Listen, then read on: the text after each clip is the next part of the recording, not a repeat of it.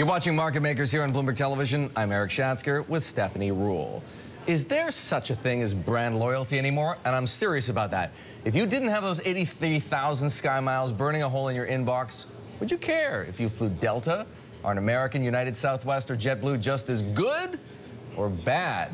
So how do you build brand loyalty? Real brand loyalty and keep it. That's the business of Bob Macdonald. He's the CEO of Bond Brand Loyalty, here with us in New York City. Bob, good morning. How do you build real brand loyalty? Because, like I said, if I've got 83,000 Sky Miles, I'm going to want to fly Delta, but if I don't really care. It's whoever's got the cheapest ticket. It's a commodity. Well, I think it's a great question. And what we found in our survey, so we've just completed a survey, our 4th annual survey of 12,000 consumers.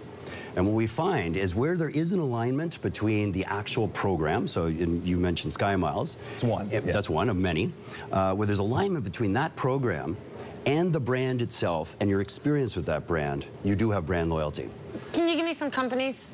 I can give you lots of different examples, and not all of them are going to be based on a program. So, for example, I mean, Apple is a classic. They don't actually have a loyalty program per se. Heck no. But what they have is they've got a unique identifier for you through iTunes. They know exactly who you are, the way they treat you in the store. They know when you're coming to the Genius Bar. They set up a lane for you. They engage you at retail based on how they know you. Who else is stepping it up in terms of creating the kind of bond between a consumer and a brand? Starbucks is also a classic example. So Starbucks does have a traditional loyalty program. Buy X number of cups of coffee or beverages and you get one free. What they're also doing, though, which is not part of the loyalty program itself, is they're allowing consumers to participate in their brand, to actually create the green sticky thing so you don't spill it, to put the sleeve on it, the pumpkin spice latte, are all created by people who are loyal to that brand. Are there specific industries just completely getting it wrong that have just become absolutely commoditized and the consumer just doesn't care? Well, that's a good question, and I think there's industries that could use, I mean, there's obviously a delta between great industries and ones that are maybe lagging behind.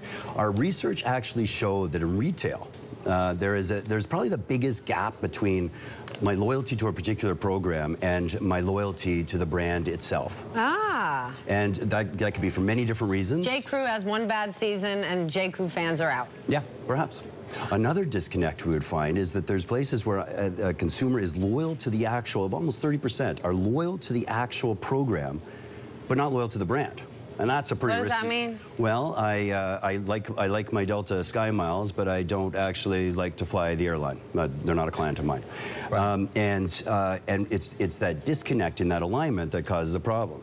So the risk would be that if 30% are loyal to the program itself, but not loyal to the brand, as soon as a competitor comes out with a better offer, they trump you. Bob, how good or bad are the economics of loyalty programs? Because some of them are expensive, right? Everything you give away for free is revenue you don't get in return. I think it's a great question and really focused on why we've become Bond Brand Loyalty. And the answer to the question is that loyalty should be, if it's just about discounts, it's a loss leader? Yeah, well, it's a loss leader, but it's also an arms race to lack of profitability, right? Everybody one-ups the other.